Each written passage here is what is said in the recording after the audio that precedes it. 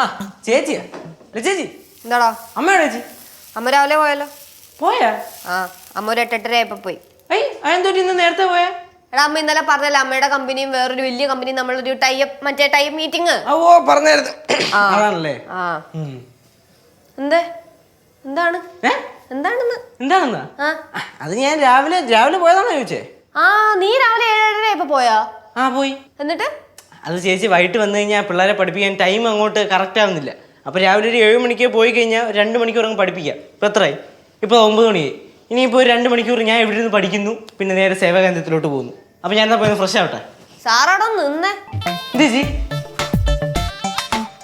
എന്ത് ചിരിക്കണ? അല്ല എന്താണ് ഭയങ്കര തിളക്കം മുഖത്ത്? തിളക്കോ? ആ അതോ അത് ചേച്ചി ഞാൻ പൊതുവെ ഒരു പോസിറ്റീവ് മൈൻഡ് ആയിട്ടുള്ള ഒരാളാണല്ലോ. അപ്പോൾ ഈ തിളക്കവും കുറച്ച് പ്രസരിപ്പൊക്കെ കാണും മുഖത്ത്. ഇത് തിളക്കോ അല്ല ഇളക്കമാണ്. ഇളക്കോ? എന്തിളക്കം? നീ ട്യൂഷൻ സെന്ററിൽ തന്നെ പഠിപ്പിക്കാൻ തന്നെയാണോ പോയത്? പിന്നെ ട്യൂഷൻ സെന്ററിൽ എന്തിനു പോകണം? കേശുവേ നിന്നെ കുറിച്ച് ഇവിടെ എല്ലാവർക്കും നല്ല മതിപ്പാ. എനിക്ക് അത്ര വലിയ മതിപ്പൊന്നുമില്ല. എന്നാലും നിനക്ക് വീട്ടിൽ നിന്ന് ആവശ്യത്തിൽ കൂടുതൽ ഫ്രീഡം തരുന്നുണ്ട്. നീ അത് മിസ്യൂസ് ചെയ്യരുത് കേട്ടല്ലോ. ചേച്ചിക്ക് എന്ത് ചേച്ചി എന്നെ കാണുമ്പോൾ കുഴപ്പം? ചേച്ചിക്ക് എന്നോട് എന്തെങ്കിലും വിരോധമുണ്ടോ? എപ്പോൾ നോക്കിയാലും എന്നെ ഇങ്ങനെ കുത്തുന്നത് ഞാൻ ശ്രദ്ധിക്കുന്നുണ്ടേ. എനിക്ക് നിന്റെ അടുത്ത് വിരോധം തോന്നാനായിട്ട് നീ എൻ്റെ കയ്യിൽ നിന്ന് പൈസയോ അല്ലെങ്കിൽ സ്വത്തോ എന്തെങ്കിലും ഞാൻ മേടിച്ചിട്ടുണ്ടോ? ഇല്ലല്ലോ. എടാ നീ ഒരു കാര്യം മനസ്സിലാക്കണം. ഇവിടെ എല്ലാവരെക്കാൾ നിന്റെ കാര്യത്തിൽ ശ്രദ്ധ കൂടുതൽ എനിക്കാണ്. നീ ഇവിടെ നല്ല കാര്യം ചെയ്ത് ആദ്യം കൈയടിച്ച് പ്രോത്സാഹിപ്പിക്കണം ഞാനാണോ? അല്ലേ? അതുപോലെ തന്നെ നീ എന്തെങ്കിലും ഉടായ്പ പരിപാടി ചെയ്താൽ പൊക്കുന്നത് ഞാനാണ്. അത് നീ മനസ്സിലാക്കണോട്ടാ കേശുവേ. ചേച്ചി പറഞ്ഞതിൽ 100% ശരിയില്ലെങ്കിലും അവിടെ ഇടയൊക്കെ കുറച്ച് ശരിയുണ്ട്. ആ അതൊക്കെ മതി. അപ്പൊ ചേച്ചി ഒരു കാര്യം ചോദിച്ചു തരുമ്പോൾ സത്യം പറയൂ. ഞാൻ പൊതുവെ എല്ലാവരുടെ അടുത്തും സത്യം മാത്രമേ പറയാറുള്ളൂ. നീ ഇന്ന് മാളവികനെ കണ്ടോടാ? മനസ്സിലായി. ചുറ്റിക്കറങ്ങി വന്നപ്പോഴേ മനസ്സിലായി ഈ റൂട്ട് എങ്ങോട്ട് പോകണമെന്ന്. ചുറ്റുമോ കറങ്ങുമോ അതൊക്കെ അവിടെ തന്നെ നിൽക്കട്ടെ. ഇപ്പൊ ഞാൻ ചോദിച്ചതിന് മറുപടി ഇതാ. മാളവികനെ കണ്ടോ ഇല്ലയോ? കണ്ടു. ആ കണ്ടു. സംസാരിച്ചാ? എന്ത് സംസാരിക്കും? സംസാരിച്ചില്ലേ? സംസാരിച്ച്. എത്ര നേരം സംസാരിച്ച്?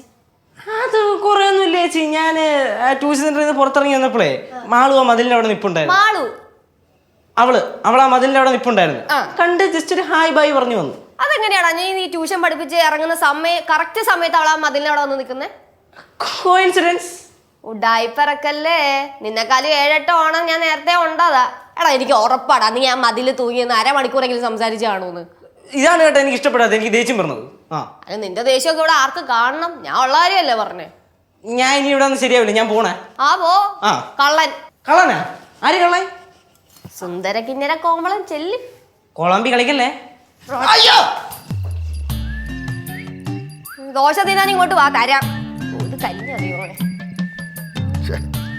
കണക്കങ്ങോട്ട് ശരിയാവണില്ലല്ലോ. ഈ പണിക്കാർക്ക് ഒപ്പം ഇറങ്ങി പണി ചെയ്താൽ മതിയായിരുന്നു.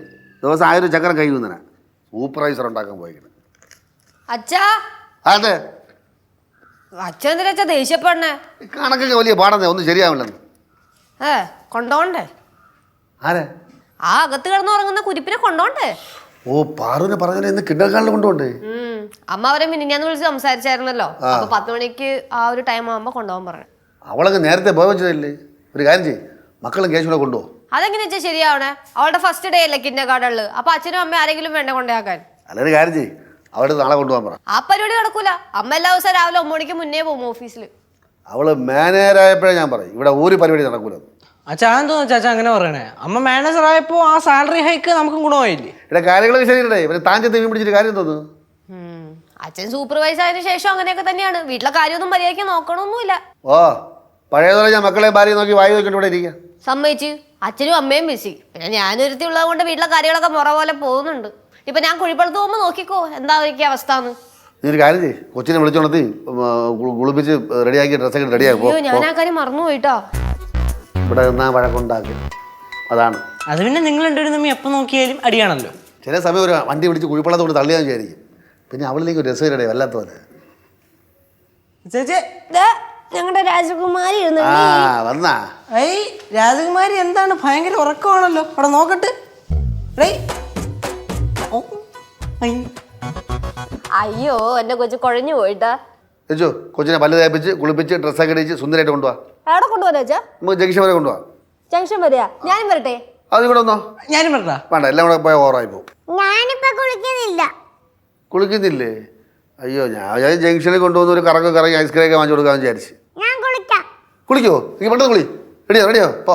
ഞാൻ കുളിപ്പിക്കട്ടെ കുഞ്ഞിനെ?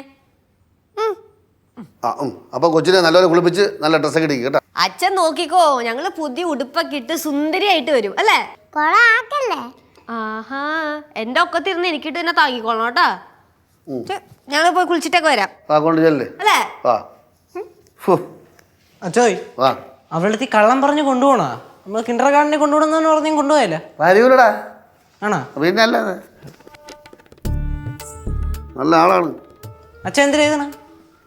രണ്ടു കവിത എഴുതിക്കൊണ്ടിരിക്കുന്നു. കവിത? ഓ, കണക്കല്ലേ അച്ഛൻ? പോയാ കണ്ടാറുണ്ട്.